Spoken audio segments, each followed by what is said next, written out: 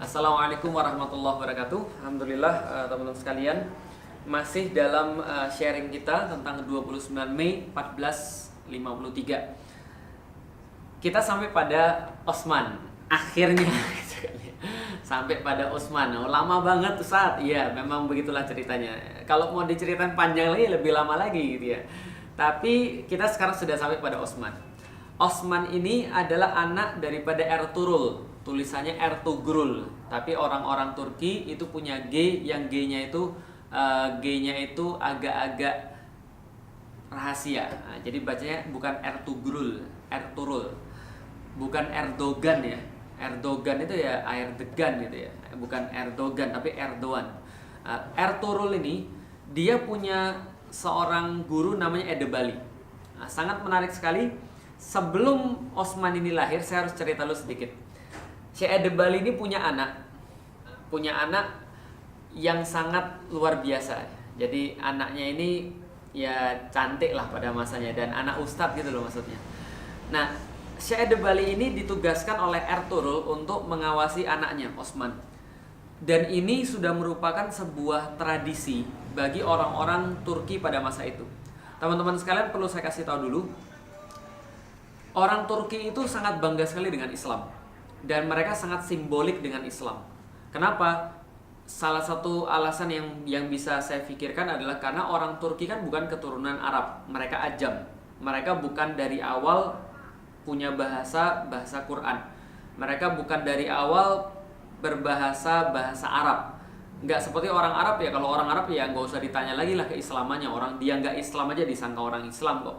Nah, kenapa? Karena kalau dia ngomong cepat aja orang udah amin gitu. Nah, kenapa? Karena ciri orang Arab itu sudah pada Arabnya ya sudah Islam, kira-kira gitulah. Nah, tapi Turki tidak. Turki itu dulunya kan nomad. Kalau teman-teman pernah nonton Shaman King gitu ya, itu ya Shaman itu agamanya orang-orang nomad, agama para dewa. Jadi mereka menyembah dewa-dewa, mereka nomaden, mereka berpindah satu tempat ke tempat yang lain. Mereka cenderung untuk memuliakan alam gitu kan ya, karena menganggap alam itu sebagai Tuhannya, karena mereka bergantung di situ. Nah, dulu tuh orang-orang Turki bukan orang-orang Muslim, sehingga mereka bukan dari asalnya Muslim, sehingga mereka perlu untuk menunjukkan simbolisme Islam. Maka simbolisme Islam ini muncul dalam banyak hal, termasuk kemudian salah satu kebiasaan mereka adalah mereka senantiasa memberikan pendidikan pada anak-anaknya sejak kecil, dikasih pada para ustadz.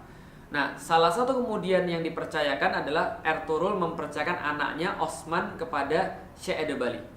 Syekh Edebali ini ulama yang sangat terkenal pada zamannya, seorang sufi juga, dan dia sangat bijaksana dan mendidik. Saking percayanya Ertuğrul kepada Syekh Edebali, maka dia pernah bilang sama Usman, "Wahai Usman, kamu dengerin kata-kata Syekh Edebali. Jangan pernah bantah Syekh Edebali. Kenapa? Karena kalau kamu bantah ke saya paling sedih.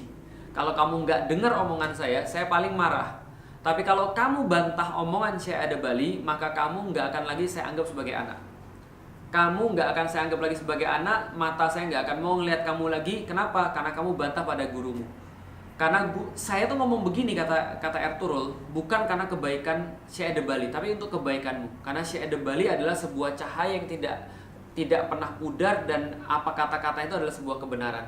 Nah, jadi ini menunjukkan kepada kita bahwa Ertuğrul tuh sudah paham bahwa memang dia bapak biologisnya, tapi bapak ideologisnya adalah Syekh Edebali. Nah, maka Usman belajar sama Syekh Edebali terus menerus. Setelah dia belajar, maka satu waktu dia tidur setelah dia belajar. Nah, dalam tidurnya itu Usman bermimpi. Nah, ini menarik banget mimpinya. Usman bermimpi sebagaimana disampaikan dalam buku-buku yang bisa kita baca sampai dengan sekarang. Dia mimpi bahwa dia lagi ngaji sama Syekh Edebali, berhadap-hadapan. Lalu kemudian dia mimpi dari Syekh Edebali itu dadanya keluar bulan sabit.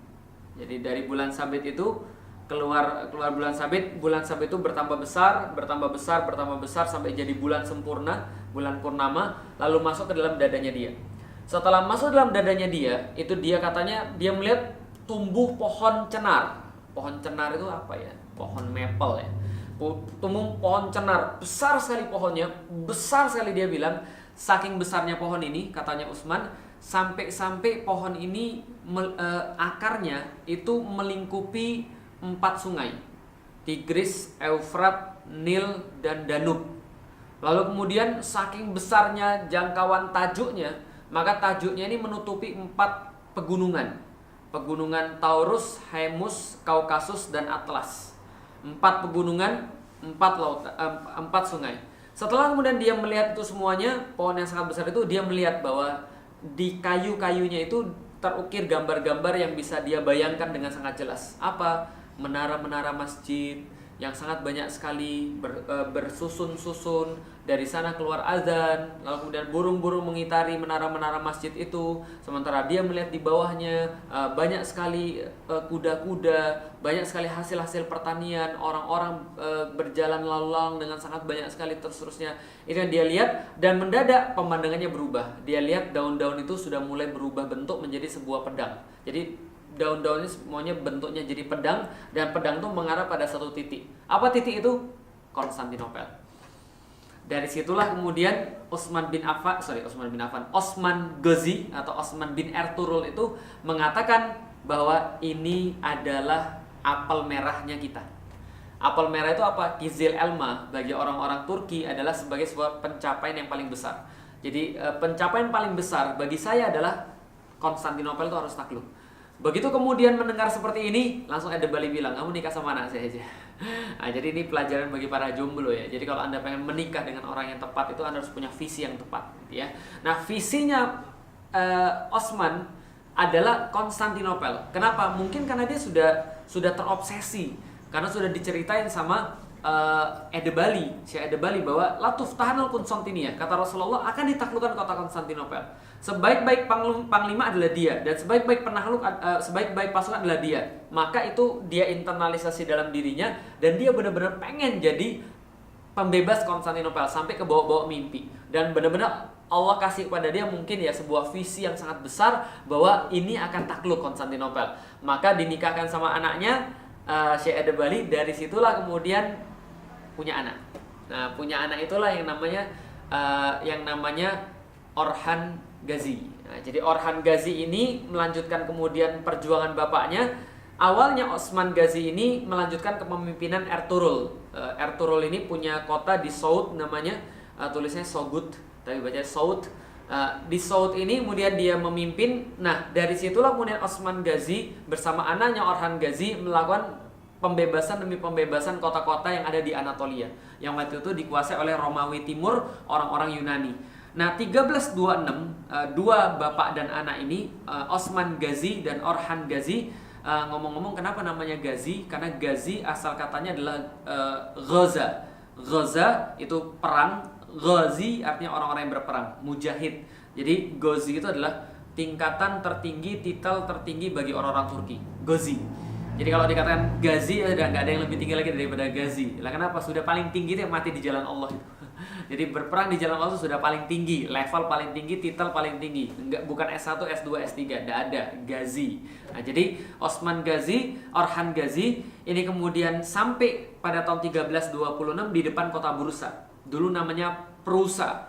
Nah, di depan kota Bursa ini mereka kemudian mengepung kota Bursa, lebih mendekat kepada Konstantinopel karena Osman Ghazi pengen menguasai Konstantinopel. Namun dia sudah renta, sudah tua, sakit-sakitan. 1326 sebelum dia meninggal, dia bilang sama Orhan anaknya, Orhan, itu bagus banget ya tempat itu ya. Dia berada dari sebuah ketinggian, melihat pada Bursa. Di kota Bursa lagi ada satu gereja yang dibangun. Gereja itu kebetulan lagi di atas kubahnya itu dikasih semacam apa ya, semacam timbal gitu ya, sehingga ketika dilihat dari jauh karena bangunan baru itu kayak perak. Lalu kemudian Osman bilang sama anaknya, itu bagus banget. Nanti kalau saya meninggal, saya mau dimakamkan di situ, di bawah tempat yang keperak-perakan itu. Dalam bahasa Turki Gümüşlü, tempat yang berperak-perakan itu. Maka kemudian ketika itu juga di tahun yang sama Orhan Ghazi menguasai kota Bursa. Setelah itu bapaknya wafat, bapaknya dimakamkan di situ. Tapi Orhan sudah menguasai kota Bursa. Dari kota Bursa itulah Orhan membangun ibu kota Kesultanan Utsmani yang pertama. Karena dia sudah menjadi keturunannya Osman, maka dia disebut dengan Osmanlı dalam bahasa Turki. Nah, maka kemudian disitulah diletakkan ibu kota yang pertama. Saud ditinggalkan, berubah ke Bursa, lebih menuju kepada Eropa lagi. Pada gilirannya ketika terjadi gempa di Gallipoli, maka Orhan mendapatkan keuntungan untuk menguasai kota Gallipoli, Gelibolu, yang itu adalah pertama kalinya kaum muslimin menginjakkan kakinya di tanah Eropa. Menguasai kota Gelibolu, mengambil istri daripada orang-orang Romawi karena mereka membuat sebuah perjanjian damai pada saat itu, nikahin orang-orang Eropa, maka anak-anaknya dari situ banyak juga yang berwajah-wajah Eropa. Lalu kemudian Murad I anak daripada Orhan menaklukkan Edirne, lebih ke Eropa lagi. Nah, jadi ini aneh nih. Tengah-tengah Konstantinopel, sini Bursa, lewat bawah Gallipoli, menaklukkan Edirne. Nah, jadi ini mereka sudah ngelilingi Konstantinopel. Konstantinopel di tengah-tengah, ini kekuasaannya kaum muslimin. Nah, jadi Edirne dikuasai oleh Murad I. Murad I punya anak namanya Bayezid. Bayezid ini mengepung Konstantinopel. Namanya Yildirim Bayezid. Kalau orang-orang Turki, titel dikasih di depan, Yildirim Bayezid. Jadi Bayezid sang kilat. Lah, kenapa kilat? Kerjaannya bolak-balik Eropa, Asia, jihad fisabilillah, bukan jalan-jalan ya. Jadi karena saking cepatnya gerakannya dinamakan Yildirim Bayezid. Yildirim Bayezid bolak-balik Asia Eropa, mengamankan wilayah muslim, lalu kemudian melakukan pembebasan, dan pada waktu itu dia mencoba untuk mengepung kota Konstantinopel. Mengepung kota Konstantinopel, tapi ini namanya takdir ya. Ternyata Allah menakdirkan bukan pas dia menaklukkan Konstantinopel. Kenapa? Di ujung sebelah timur muncul lagi seorang pahlawan hebat lagi, orang berani lagi, muslim juga, tapi agak sangar. Nah, namanya Timurlang. Timurlang ini merangsek ke sebelah barat, ketemulah dengan pasukannya Turki Utsmani, dan waktu itu lagi mengepung Konstantinopel, dia malah kemudian mengadakan pengepungan terhadap kota-kota yang ada di sebelah baratnya kaum muslimin, Bursa dan seterusnya. Terpaksalah Bayezid harus balik daripada pengepungan yang ada di Konstantinopel, lalu kemudian mengajak kemudian Timurlang untuk bertempur, kalah. Ketika kalah, di penjara oleh Timurlang, meninggal di penjara. Nah, kacaulah kemudian Utsmani. Keturunan Yildirim Bayezid memperebutkan kekuasaan, mereka kemudian berpecah belah, dan ini yang diperingatkan oleh Rasulullah SAW. Teman-teman, saya mau kasih tahu bahwa saya lupa bilang di video yang lalu, apa yang menyebabkan kaum muslimin itu bisa dijajah oleh orang-orang salib? Apa yang menyebabkan kaum muslimin itu bisa untuk kehilangan kota Yerusalem? Sebabnya adalah mereka tidak punya persatuan. Bahkan di saat itu terjadi orang muslim itu berkoalisi dengan tentara salib untuk menghabisi saudaranya yang lain. Jadi mereka malah mikir begini, kalau saudara saya ini mengusir tentara salib, nanti bentar lagi dia akan gangguin saya. Pasukan saya bisa mati nih, wilayah saya bisa hilang. Mendingan saya kerja sama tentara salib untuk kemudian habisin saudara saya. Nanti saya bisa ambil wilayah dia. Sampai kayak begitu ceritanya. Nah, ini yang terjadi ketika masanya Yildirim Bayezid ketika meninggal. Orang-orang itu berebut kekuasaan, anak-anak Yildirim Bayezid berebut kekuasaan, tapi untunglah Allah belum menakdirkan Kesultanan Utsmani untuk hilang pada saat itu. Salah satu anaknya, yaitu namanya Mehmed I atau Mehmed Çelebi atau Mehmed si kecil, lalu kemudian berhasil menyatukan kembali seluruh Kesultanan Utsmani, maka dikatakanlah beliaulah pendiri kedua daripada Kesultanan Utsmani. By the way, Mehmed Çelebi ini juga orang yang kelak nanti akan mengirimkan Wali Songo ke Indonesia pada masa-masa akhir kepemimpinannya pada tahun 1400-an akhir. Jadi 1400-an awal, mohon maaf. Akhir 1400-an awal itu Wali Songo pergi ke Indonesia atas perintah Mehmed Çelebi. Mehmed Çelebi menyatukan kemudian seluruhnya, lalu membangun ibu kota yang ada di Bursa dengan lebih baik lagi. Lalu kemudian dia punya anak namanya Murad II. Murad II inilah yang nanti akan bermarkas di Edirne. Murad II itu kemudian punya anaknya namanya Mehmed II. Mehmed II inilah yang kelak akan kita kenal dengan nama Muhammad Al-Fatih. Tokoh utama di sini, insya Allah ya. Tapi nggak hari ini kita bahas, nanti kita bahas lagi dalam pertemuan yang lain. Assalamualaikum warahmatullahi wabarakatuh.